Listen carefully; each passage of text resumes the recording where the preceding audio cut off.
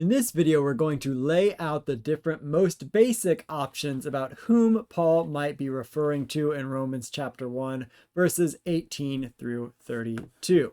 So before we jump into those different options, we are first going to throw the text out there. Romans 1, 18 through 32 is up here now in the NRSV. In Romans 1, 18 through 32 is often called a decline of civilization's narrative.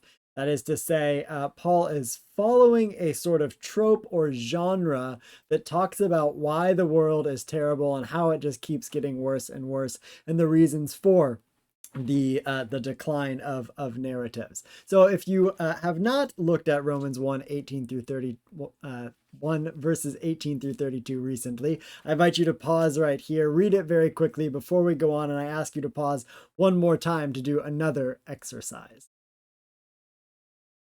All right, so the next pausing exercise I want you to do is think about and make a brief mental list or a physical list of all of the different people, entities, things that Paul might be referring to. So what are all the possibilities of what Paul might be thinking of or referring to in these particular verses? One of my beloved professors used to call this minutes of insanity, where you think of the most bizarre options you possibly can. You think of all of the options that there are, and no idea is too crazy or too stupid. So take just a moment here to make a mental or physical list of all of the possibilities of whom Paul might be referring to in Romans 1, 18 through 32. All right, now that you have compiled your mental or physical list, I'm going to give you the main options. And there are two main options. The first one is that Paul is referring to all of humanity, whether or not they be Jewish or Gentile. And the second option is that Paul is only referring to Gentiles.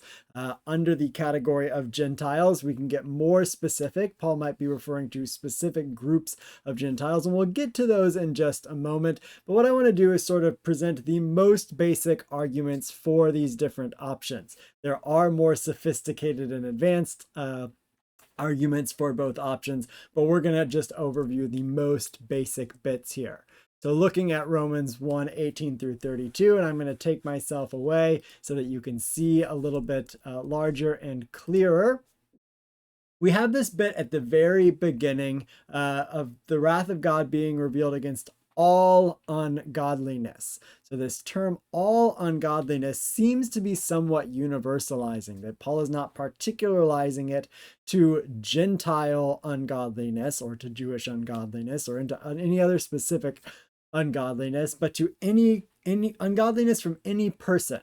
And especially if Paul is sort of making a universalizing argument in the first handful of chapters of Romans, usually thought to be Romans 1 through 3 is really this sort of universalizing thing, where Paul, the highlight is when Paul says that all are under the power of sin in Romans chapter 3.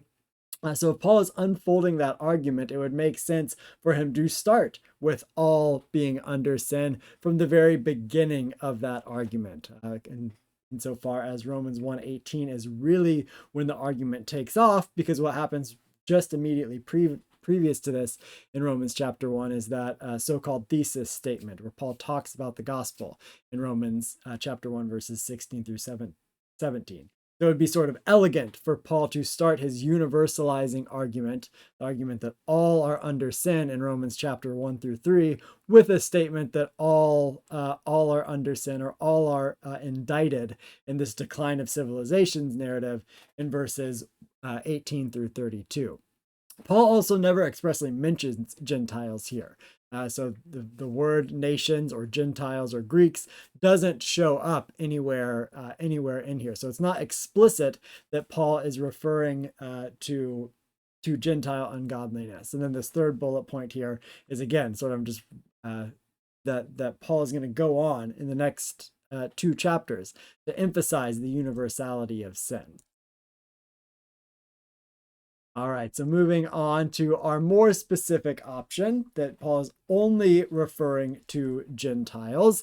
The biggest and the sort of most compelling point in favor of Paul referring to a different group that he is not a part of that is someone who is the group that is not ethnically Jewish, is the repetition of the third person personal pronoun they in the plural here. So it occurs many, many times. I'm not going to count them up, but probably somewhere around 20 right here.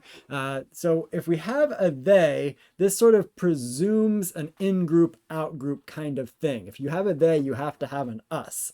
So if we are Jews, if Paul is including himself and thinking of himself as a Jew, then the they must be someone else, namely everyone else who is not Jewish. Those who are not ethnically Jewish are Gentiles.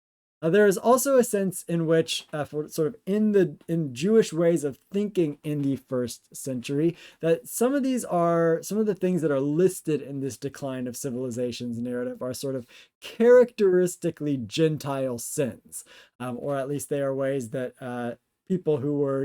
some people who were Jewish might have thought about.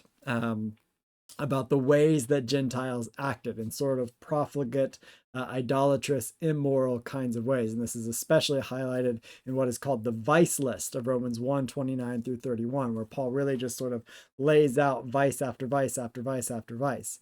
And the last point here is that natural revelation is not necessary for Jews. So in this passage, Paul is saying, hey, people can look out on creation and know God on the basis of creation. But that kind of statement is actually not really needed for Jews who have other kinds of revelation, that God is seen and God is understood in God's covenantal relationship with Israel and the various ways that God has sort of given God's presence to the Jewish people in that covenantal relationship. So this bit about people should have been able to know God in creation is sort of not all that relevant to Jews insofar as they have many, many other ways beyond creation that they would be able to know God and worship God as such.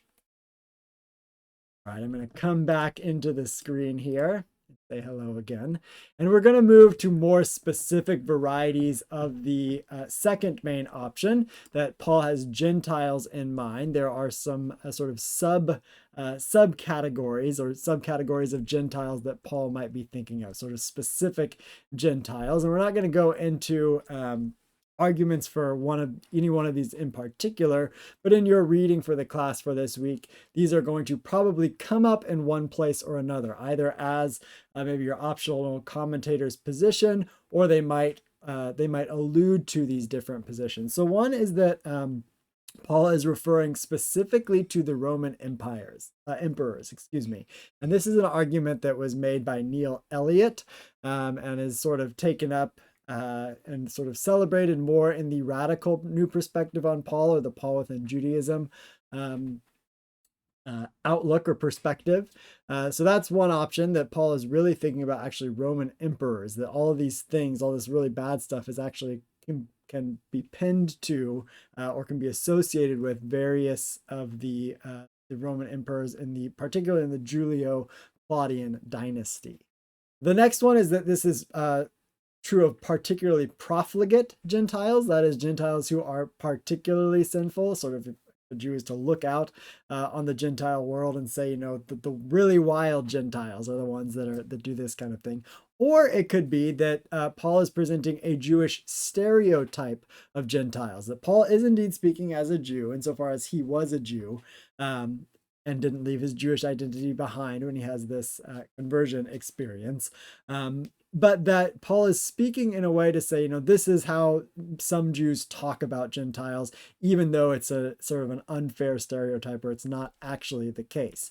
And particularly those who might hold to that last position really are going to emphasize that Romans 1:18 through 32 is part of this unfolding rhetorical argument where Paul, especially in Romans 2:1, is going to sort of shift and it has sort of sprung a rhetorical trap, so that anyone who is agreeing with what Paul is saying in Romans 1:18 through 32 is then sort of indicted as one who is judging in Romans 2:1. So as soon as this sort of decline of civilization narrative ends, Paul is going to sort of say, hey, you who judge, you're doing the same thing in the act of judging. So the last thing I want to do here, and what we're going to close out on, is go to your optional commentator for this class, the commentary that you have chosen for this class, and see what position they hold to. Does most likely it'll be one of the first two, either all of humanity or Gentiles, generally speaking. Some of your commentators may have a specific group of Gentiles in mind, but which position do they hold, and what reasons do they provide? Are they similar to the reasons I provide? Most likely, some of the reasons are going to be even more in depth than the reasons that I have outlined here for the various positions.